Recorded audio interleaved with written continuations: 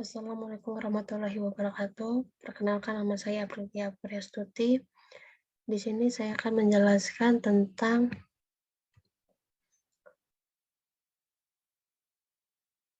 sejarah dan pemikiran akuntansi syariah. Yang pertama, perkembangan awal akuntansi. Pada awalnya, akuntansi merupakan ilmu pasti, yaitu bagian dari ilmu pengetahuan yang berhubungan dengan masalah hukum alam dan perhitungan yang bersifat memiliki kebenaran absolut. Akuntansi adalah bagian dari ilmu pasti yang perkembangannya bersifat akumulatif. Setiap penemuan metode baru akuntansi akan memperkaya ilmu akuntansi tersebut. Akuntansi dalam Islam merupakan alat untuk melaksanakan perintah Allah untuk melakukan pencatatan dalam melakukan transaksi usaha. Islam memandang akuntansi tidak hanya sekedar ilmu yang bebas nilai untuk melakukan pencatatan dan pelaporan saja, tetapi juga sebagai alat untuk menjalankan nilai-nilai Islam sesuai ketentuan syariah. Yang kedua, sejarah akuntansi. Akuntansi merupakan salah satu bentuk profesi tertua. Dari sejak zaman prasejarah, setiap keluarga memiliki perhitungan tersendiri untuk mencatat makanan dan pakaian yang harus mereka persiapkan dan mereka gunakan pada saat musim dingin. Ketika masyarakat mulai mengenal adanya perdagangan, maka pada saat yang sama mereka telah mengenal konsep nilai dan mulai mengenal sistem moneter. Walaupun akuntansi telah dimulai dari zaman prasejarah, saat ini kita hanya mengenal Luca Pacioli yang dianggap menemukan persamaan akuntansi untuk pertama kalinya pada tahun 1494. Para ilmuwan Muslim sendiri telah memberikan kontribusi yang besar, terutama adanya penemuan angka nol dan konsep perhitungan desimal. Mengingat orang-orang Eropa mengerti aljabar dengan menerjemahkan tulisan dari bangsa Arab yang tidak mustahil bahwa mereka yang pertama kali melakukan bookkeeping. Yang ketiga, perkembangan akuntansi syariah. Yang pertama, pada zaman awal perkembangan Islam. Pendeklarasian negara Islam di Madinah tahun 622 Masehi atau bertepatan dengan tahun 1 Hijriah didasari oleh konsep bahwa seluruh muslim adalah bersaudara tanpa memandang ras, suku, warna kulit, dan golongan, sehingga seluruh kegiatan kenegaraan dilakukan secara bersama dan gotong royong di kalangan para muslimin.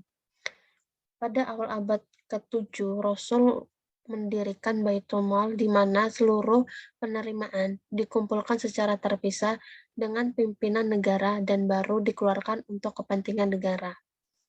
Walaupun pengelolaan Baitul Mal masih sederhana, namun Nabi telah menunjukkan kodis ditambah para sekretaris dan pencatat administrasi pemerintah. Yang kedua, pada zaman 4 khalifah. Perubahan sistem administrasi yang cukup signifikan dilakukan di era Khalifah Umar bin Khattab dengan memperkenalkan istilah diwan oleh Sa'ad bin Abi Waqqas tahun 636 Masehi. Asal kata diwan dari bahasa Arab yang merupakan bentuk kata benda dari dawana yang berarti penulisan. Fungsi akuntansi yang paling terkenal adalah al-khatib yang menunjukkan orang yang bertanggung jawab untuk menuliskan dan mencatat informasi baik keuangan maupun non-keuangan. Pada zaman kekhalifahan sudah dikenal keuangan negara. Kedaulatan Islam telah memiliki departemen-departemen atau disebut dengan diwan. Ada diwan pengeluaran, militer, pengawasan, pemungutan hasil, dan sebagainya. Sekilas prosedur dan istilah yang digunakan.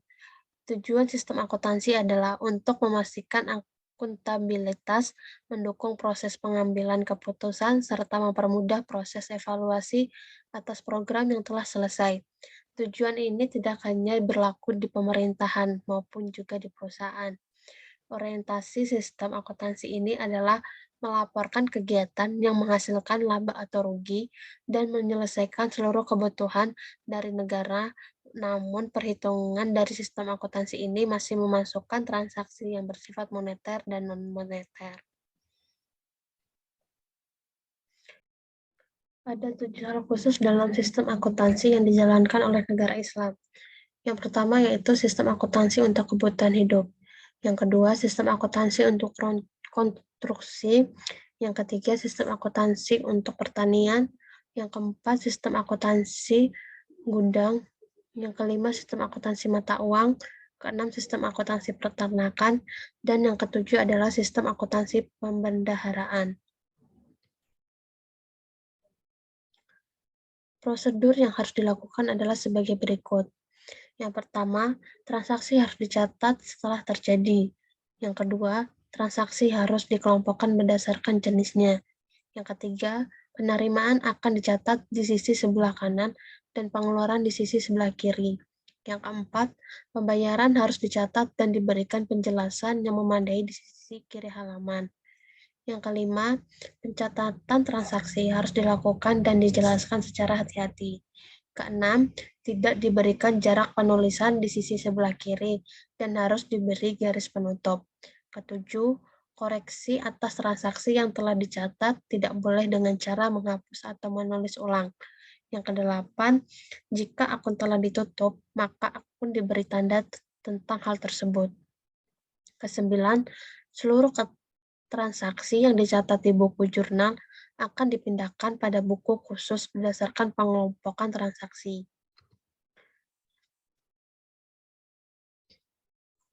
Kesepuluh, orang yang melakukan pencatatan untuk pengelompokan berbeda dengan orang yang melakukan pencatatan harian.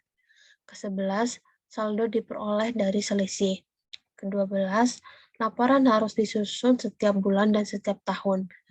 13, pada setiap akhir tahun, laporan harus menjelaskan seluruh informasi barang secara detail dan dana yang berada di bawah wewenangnya. 14, laporan tahunan yang disusun Al-Khatib akan diperiksa dan dibandingkan dengan tahun sebelumnya dan akan disimpan di Dewan Pusat.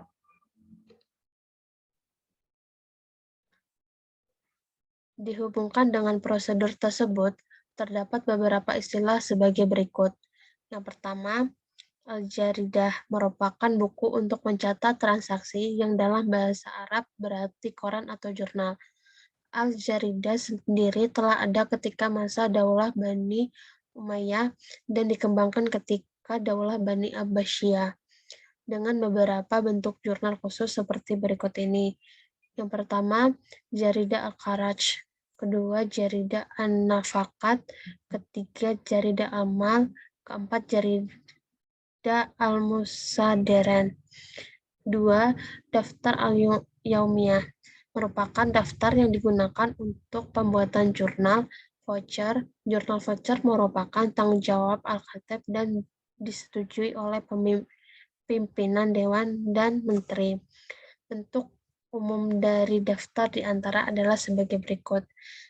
Yang pertama, daftar at-tawjihat. Kedua, daftar at-tahwilat. Beberapa jenis laporan keuangan diantaranya sebagai berikut. Yang pertama, Al-Khidmah merupakan laporan yang dibuat setiap akhir bulan yang menunjukkan total penerimaan dan pengeluaran. Kedua, Al-Khidmah Al-Jami'ah merupakan laporan yang disiapkan oleh Al-Khatib tahunan dan diberikan kepada atasannya. Ketiga, bentuk perhitungan dan laporan zakat akan dikelompokkan pada laporan keuangan terbagi dalam 3 kelompok, yaitu al-ras minal mal, yaitu yang dapat tertagih. Kedua, al-munkasir minal mal, yaitu piutang tidak dapat tertagih. Yang ketiga, al-muta'adir wal al-mutahayyar wal muta'akid, yaitu piutang yang sulit dan piutang bermasalah sehingga tidak tertagih.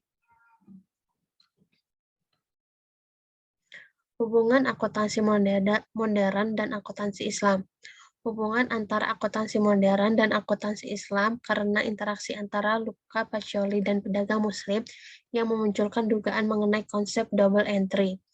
Dari hasil penelusuran pemikir Islam ditemukan bahwa ada hubungan antara para pedagang Italia dan pedagang Muslim yang membuka kemungkinan bahwa akuntansi modern tersebut diperoleh Pacioli dari hubungannya dengan pedagang Muslim.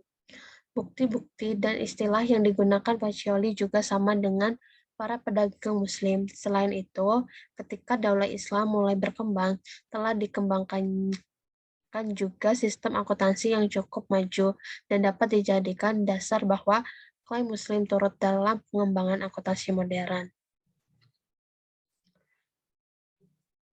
Sekian penjelasan materi dari saya. Wassalamualaikum warahmatullahi wabarakatuh.